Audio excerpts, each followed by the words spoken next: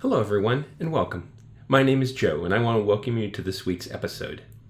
I'm so excited to be here with you, and I hope you are as well. Over the last 2 weeks, I've shared with you 6 out of the 7 levels of awareness. Today, I'm going to share with you the 7th. First, let's do a quick recap of what we've learned.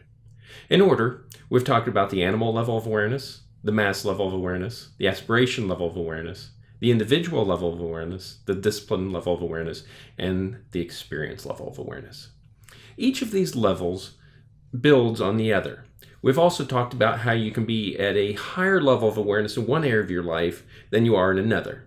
And there's also that potential that as you grow in your awareness, you may actually go backwards in order to go forwards further as new doors open for you and how you perceive reality changes. Remember, this is not a bad thing. Sometimes we have to go forwards, or backwards rather, in order to move forwards. So just think of this as getting a running start. Let's go ahead and jump into the 7th level of awareness. You might be asking yourself, why do this level on its own? And that would be a great question. And quite frankly, it'd be pretty easy to spend an hour on each of these levels just by themselves and not scratch the surface of the impact they can have on your life. I did save this one for last because just like in the 5 levels of leadership, the final tier is always the hardest to reach. And quite frankly, most people would rather stop short than do what it takes to achieve the final level. However, I know this is not you, and so out of respect, I wanted to spend a little bit more time on this level of awareness with you. The 7th level of awareness, mastery. According to Webster, it is the comprehensive knowledge or skill in a subject or area or accomplishment. The mastery level of awareness is what makes learning about the 7 levels so much fun. In reality, I can't think of a whole lot of things in my life, whether they be tangible or intangible, that I have attained what I would call mastery of. Let's go back to one of our original analogies. Learning to walk and then eventually to run. Many years ago, I used to run between 40 and 50 miles a week. Some of you might say I had mastered running at that point. However, most of the experienced runners I have encountered in my life will tell you that, and what I learned myself, is that on every run, you learn something new about yourself. So you might master that joy of learning about running. However, mastering the running itself is a far more difficult task. For myself in particular, I gained a lot of experience.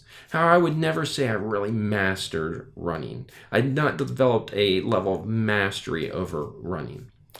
Here's another example to kind of help you think through this concept. I've been involved in fitness for about 25 years of my life now. I have a degree in exercise science. I've held a personal training certification. I have 2 kettlebell certifications, a CrossFit certification, a weightlifting, Olympic lifting certification.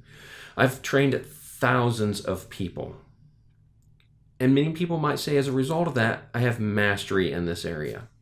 However, what I know to be true is that in that industry, in the fitness industry, there is just so much more to learn. There's always a new level, a new place to go. And what I've done is I've simply reached a high level of experience in that part of my life. Now, before you go and take this too far from center, understand that as we have talked about already, there's different aspects in life, and you're going to master them at different rates. For example, most of you have probably achieved mastery over your 10 base addition, subtraction, and multiplication times tables. You learned these when you were really young, and it served you well over the years. You probably have what we could consider mastery over things like that. Things like driving a car. Well, maybe. Have you seen some of the people now they drive out there? All right, all kidding aside. There are probably quite a few of these basic skills that you have mastery over. However, some of these less tangible things, let's talk about those for a little bit and how we can travel up and down the levels of awareness. Take, for example, the Wright brothers in the airplane. The Wright brothers, their own father told them that flying was the purview of angels and birds. However, once they proved flight was possible, even their father's level of awareness had to change. Then it became in people's minds that flying was kind of this gimmick, a contraption. It's a toy for the rich. It's not practical at all. Well, we fast forward, 10 years, 20 years, a couple decades, and then passenger planes are built. Again, everybody's level of awareness had to change. Then it was breaking the sound barrier. That was just impractical. It was impossible. It was going to be downright deadly. Once it happened, though, everyone's level of awareness changed overnight. There's literally thousands of examples we could talk about and I could share with you, and there's many more that you're probably thinking of right now yourself that follow this exact same model. So the question is, did the Wright brothers master flight? Well, no. They simply had a great experience for their time. Have we mastered flight today? Maybe in many areas of flight we have, but in many others we have simply gained more experience. We're simply one great idea away from shattering our current levels of awareness concerning flight. Now, hopefully those two analogies have helped you to understand how we grow as a person through the 7 levels of awareness.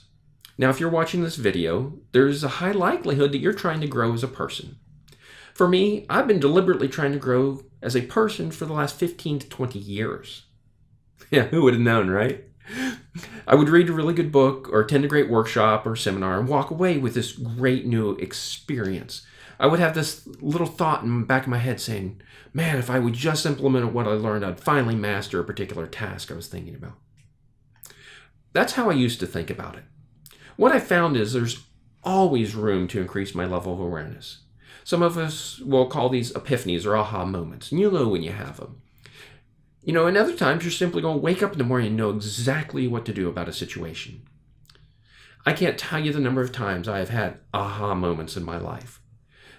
That those moments took me back to the discipline or experience level of awareness. And then I had the ability to put into practice those things I had literally just developed a new level of awareness on. So I had to go backwards in order to go forwards. The bottom line is that as long as you are on this earth and seeking to grow and develop as a human being, you're always going to be traveling up and down the 7 levels of awareness. I don't say this to discourage you, but to encourage you. Quite frankly, this understanding and implementing the 7 levels of awareness in your life is a lot of fun. And it really makes every day an exciting and new masterpiece opportunity. Now, I know that you're learning a lot from these videos. I know I sure am learning a lot as I go through the teaching process, and I hope you're enjoying. I personally have so much to learn yet, but the journey is just so much fun.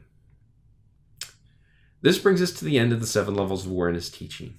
I know this has added value to me, and I'm sure it added value to you as well. Next week, I will be starting something new. However, if you have questions or comments on what we've covered in the last couple of weeks, just put them on my social feeds or email me directly.